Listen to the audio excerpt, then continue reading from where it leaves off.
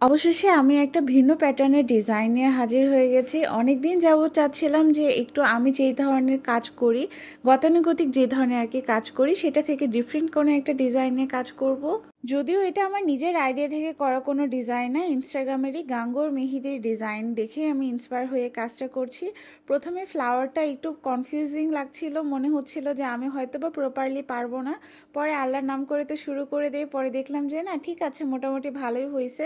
যদিও একটা দুইটা পাতা একটু ভালো করে ক্লিন করে আবার আমাকে ওইটা ট্রাই করতে হয়েছে। প্রতিবারই আমি চিন্তা করি যে নতুন কোনো ধরনের ডিজাইন বা ফুল ট্রাই করার আগে আমি খাতাতে একটু প্র্যাকটিস করে নেব, এতে করে যে কোনো কাজে অনেক সুন্দর হয়। কিন্তু অলসতার কারণে আর প্র্যাকটিসটা না করে আমি ডিরেক্ট হাতেই ওইটা ট্রাই করা শুরু করে দেই। যদিও আল্লাহর রহমতে পরবর্তীতে দেখলাম যে না, ভালোই করেছি। এবার পরবর্তী ডিজাইনগুলো নিয়ে একটু টেনশনে ছিলাম, কারণ এটা ওভারঅলে না এরকম একটু উল্টাপাল্টা টাইপের একটা কাজ ছিল। মানে আমি যে একটা থাকে না যে একটা সিরিয়াল ওয়াইজ কাজ করে যাওয়া, সেটা হচ্ছিল না। এক একবার এক এক জায়গা থেকে কাজ করতে হচ্ছে। তার উপরে মনে হচ্ছিল যে এই ডিজাইনটা যদি আমি একটু বাম হাতে করতাম তাহলে আমার জন্য সুবিধা হতো, বাট আপুটা চাচ্ছিল একটু যেন ডান হাতে দিয়ে দেই, যার কারণে একটু কনফিউশনে ছিলাম। মনে হইতেছিল উল্টা উল্টা লাগতেছে ডিজাইনটা। যাক, আল্লাহর রহমতে বেসিক যেই আর কি প্যাটার্নটা আছে সেটা ভালোভাবে ড্র করতে পারছিলাম। এরপর আমি একদম ফুলি কনফিডেন্ট হয়ে গেছিলাম, কারণ দেখা যায় কি যে কোনো ডিজাইনের ক্ষেত্রে ড্র লাইনটা যদি পারফেক্টলি আঁকানো যায়, পরবর্তীতে শুধুমাত্র তো এটা ফিল আপ করা। তো তখন থেকে অনেক বেশি খুশি খুশি লাগছিল যে ড্র লাইনগুলো মনের মতো হয়েছে। এবার শুধু আমি এগুলো একটু হাইলাইট করে বর্ডার লাইনগুলো মোটামুটি করে দিয়ে দিলেই হয়ে যাবে।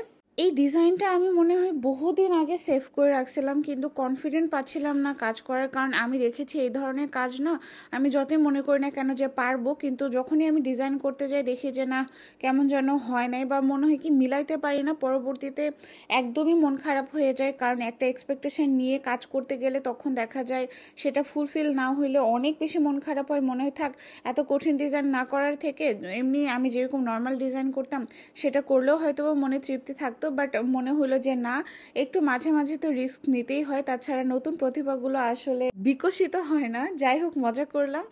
কাজটা তো প্রায় শেষের দিকেই। এই যে আমি এখানে না একটা লিকুইড পেস্ট করে রেখেছিলাম, মানে ছোট করে একটা কোন বানিয়ে রাখছিলাম, যেটা একদম লিকুইড পেস্ট করেছিলাম। শুধুমাত্র এই ভরাট কাজগুলোর ক্ষেত্রে অনেক বেশি এটা হেল্প হয়।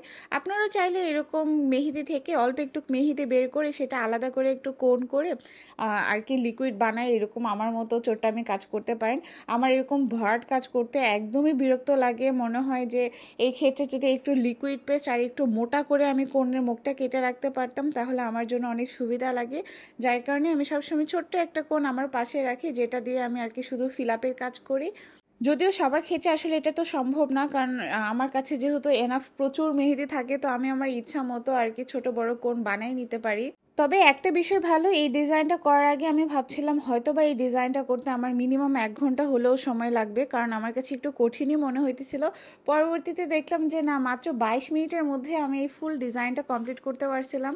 যদিও হয়তো অনেকের কাছে মনে হতে পারে যে 22 মিনিট লাগছে, বাট আমার কাছে না এটা অনেক কম সময় লাগছে, কারণ আমি জানতাম যে এই টাইপের ডিজাইন করতে আমার বেশ অনেকটা সময় লাগে।